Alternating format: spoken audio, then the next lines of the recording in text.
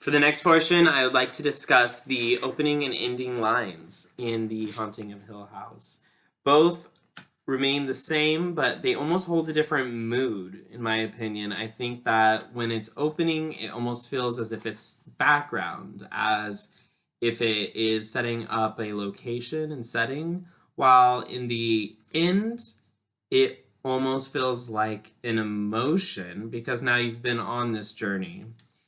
The line goes as thus.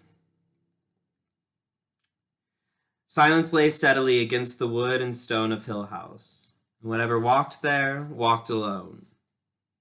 This prefaces the book, as well as ends the book, in a way that gives you an important detail. Nothing is changing. The house itself has stood for 80 years and will stand for 80 more.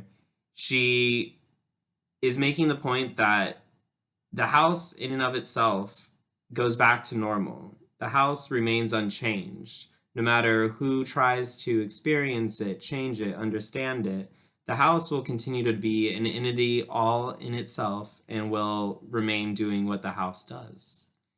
And I think the way that I feel it's a setting and a background in the beginning is the fact that you get to know, like, okay, it's an old house, it has these wooden floors, and it's silent, it's still.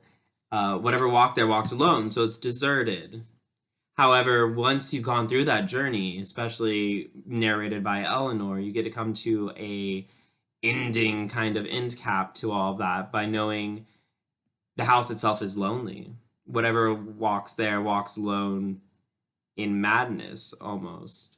Whatever remains there will always be the same. It's not going to change. You know that every single interaction thus far has been repeating over time. The 80 years almost feels like a landmark for cases and incidences and murders and suicides, much like Eleanor's, almost like it's another notch in the belt, as compared to the background in the beginning where you're like, oh, it's an 80-year-old house. So it feels like it's much more of an emphasis at the end about the history and the damages that have been done by the house itself as compared to in the beginning where it's more about location and understanding what we're about to read.